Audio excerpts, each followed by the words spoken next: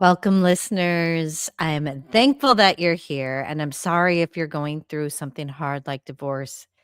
I hate it for you too, but I want to help you get through the process easier. And this podcast today is going to go through 3 reasons why you need a really good mediator when you're divorcing.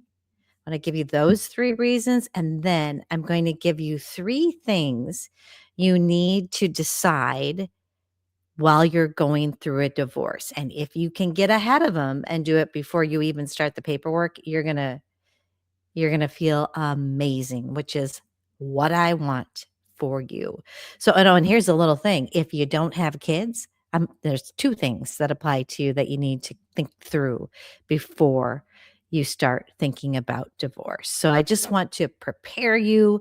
I want to help you feel I mean, we don't really control anything, right? We kind of surrender it, but we can control our mindset, and there are some things we can control. So you can control the process on how you work through this. And this is what I want you to know. I have been a divorce mediator. I am an attorney for many, many years. And I stepped away for a little while and I've come back full circle. And honestly, I stepped away because I hate divorce. I hate what it does to families. I just don't want people to have to go through it. But then I went, "Ugh, my oncologist hates cancer, and she helped me. She helped me walk through it beautifully. She was helped me cure it." So when I thought through that, I was like, oh my gosh, I need to be back here for my people going through a divorce because I'm sure you don't like it either. And this is the thing, when we go through hard things, please don't forget there are lessons in it. Use it as a growth and use it to make your life better. So, okay, now I'm going to talk about mediation and the benefits. So, a divorce mediator is different than an attorney because they're going to give you legal information, and they're going to be someone who is just got a natural ability to help you come to agreement. So, that process, I think, is so amazing. And this is why it helps you. No matter where you are in the divorce cycle, it's going to save you time. And this is why the two of you sit down with a person and converse back and forth. There isn't like a middleman that you're paying, which is another thing. You're going to save money. If you can come to agreements together yourselves, working with the mediator, and then even if you have attorneys, even if you're in a high conflict divorce, you can bring that agreement back and say, this is what we've agreed on. So it's going to save you time and money. And I know that those are big things. Those are big things for people, especially when you're going through something like this. You don't want to spend a bajillion dollars. You got to figure out how you're going to live the rest of your life, right? So it saves you that. I think this is the most important thing it does. It saves you, it gives you peace. I guess it's saving you from going through way more stress than you need to. Because when you have a high quality mediator, now I'm also a life coach, so I know all kinds of tricks to help you use your brain well, to help you calm down, and to help you communicate better. That's someone that you want working for you, with you, to help you through this process, because it's hard enough, folks. It's hard enough to go through this. If you can have a little bit of peace, and I am telling you, when you can sit down with someone, and it's hard, there's love, there's hate, there's all kinds of feelings. But if you have someone there that can help you process through that and pick up on what the real true message is from the other person, and it kind of helps the two of you communicate. And here's the thing that's crazy about it. Couples who can communicate well through their divorce end up going on through life. And now this isn't a scientific study. This is what I've heard. Being better equipped to communicate in the future, which leads to better relationships, because we do know how you end one thing is how you start another. That I am a believer in that. And if you can do this, divorce with dignity and be kind to the other person, looking at the key things that matter, that's going to make all the difference. So I love mediation done the right way. done the right way. Sometimes I don't like mediation. And I'm going to be honest, sometimes I don't like it when it's court ordered and the mediator says, I have a minimum of 4 hours and the attorneys are involved and it's kind of like a court case all over again. That's harder. It can work. And I get in there and I help people make it work. But I'm just saying, really research your mediator because they are so important in this process. And if you need me, just go to lesakoski.com. I'm here. I can help you no matter where you are through the process. So that's why those are the 3 reasons mediation is so important during a divorce.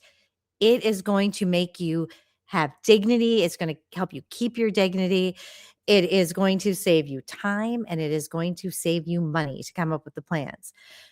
Now I'm going to I know this is really quick and I promise I'm going to connect other episodes that I've done that can go into more specifics. Like I have one that specifically covers spousal maintenance. I'll include that in my show notes so you can go back and listen because this is kind of quick. But these are the 3 things you need to decide before you get divorced. Okay. These are the things you need to come to an agreement on. Big one, your finances, right? Here's the thing that everybody forgets. And I wish that everybody knew who was getting married. And make sure you tell people who are getting married. Tell your kids, tell your grandkids, your nieces, your nephews, whoever, in a nice way. Marriage is a beautiful thing and it's a partnership. And the state that you're in is part of your marriage because you are now entering a legally binding agreement. I'm a lover of Jesus. And so I know that my commitment is through my God as well, but the state's involved too. And so now you're bringing your 2 lives together and it's like a business. Everything you own together. And people often come to me and they say, my 401k and and they're both saying, well, I'll keep mine and I'll keep mine. Just so you know, I get what you're saying because it's coming from your company. But according to the law, you share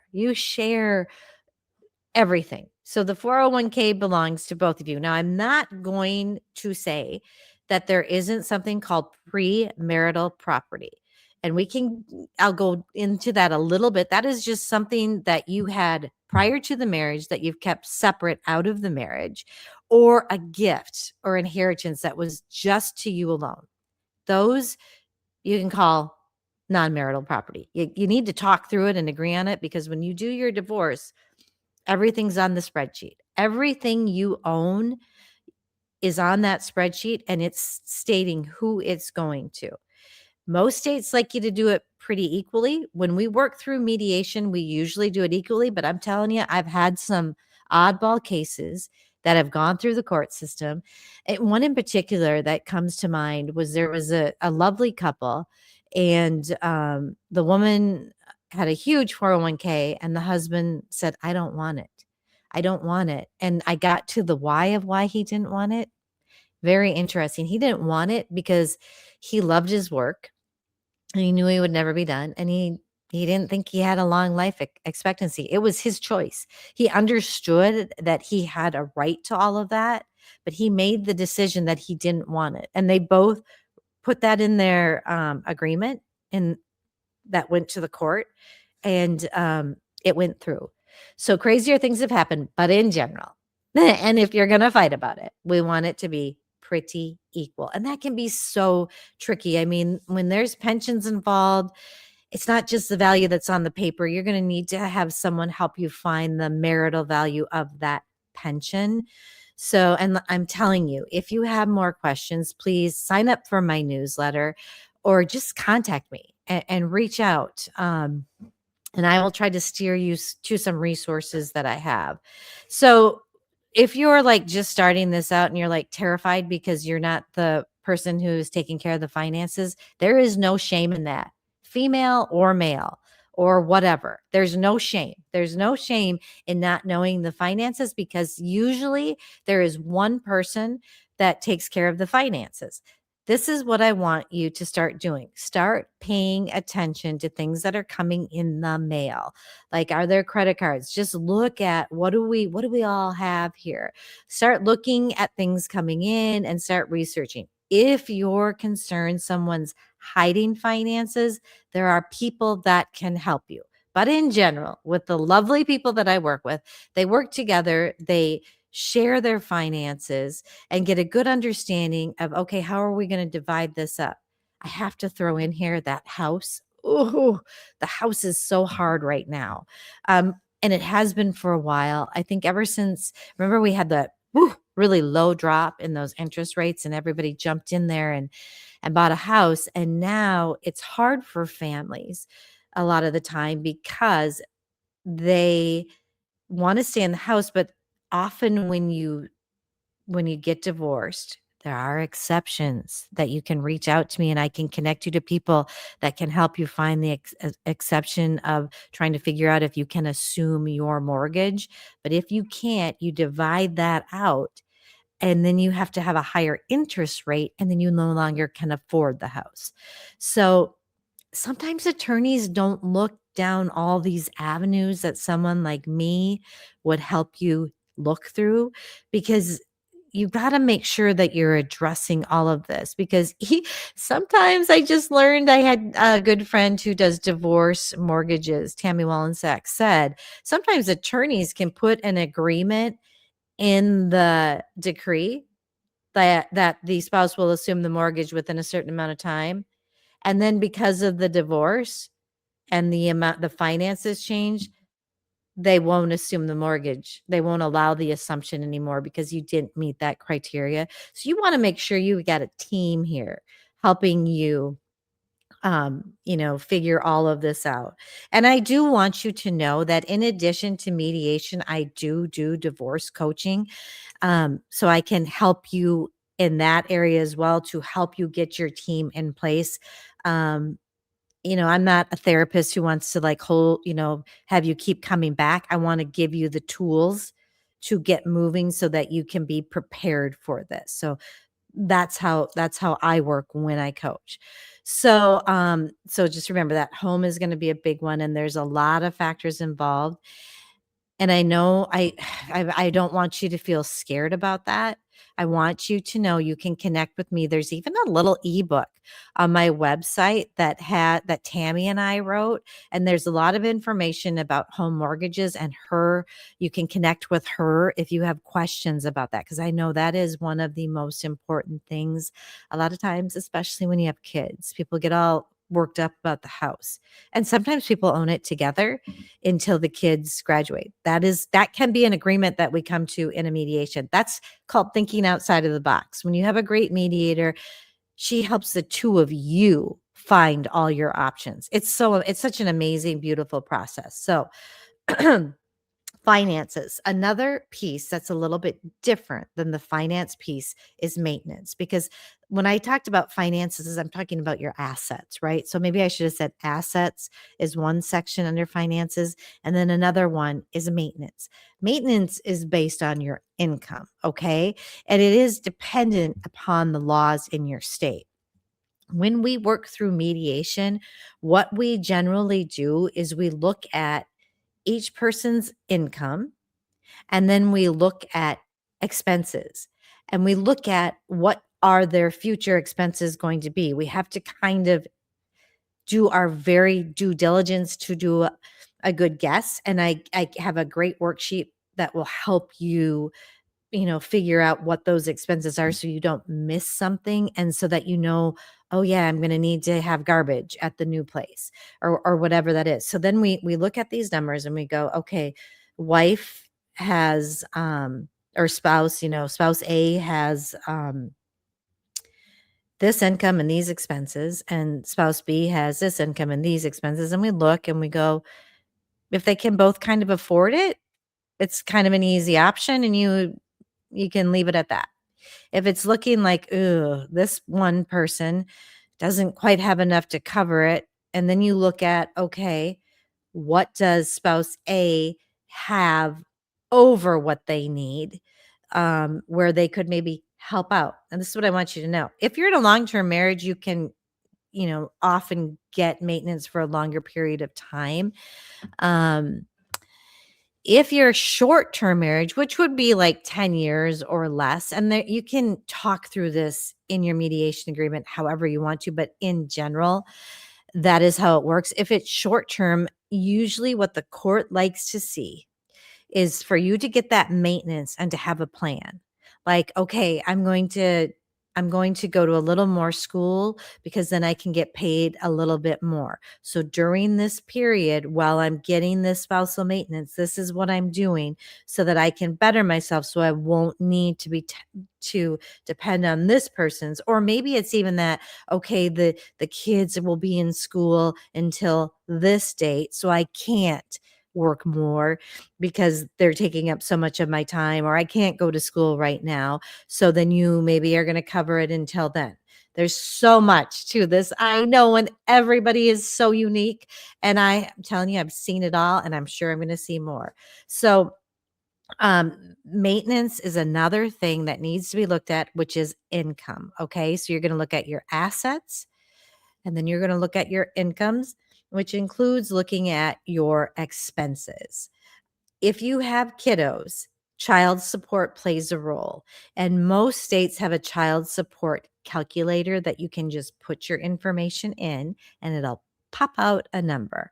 So, child support is different than maintenance and doesn't really count in the equation because it's for your kiddos. So, if you have kids, that's another piece in that finance pool that you're going to need to look at. When you have children, I cannot say enough how important mediation is because the two of you will be connected for the rest of your lives because your kids are going to get married, they're going to have babies. And if you can do this right and not argue and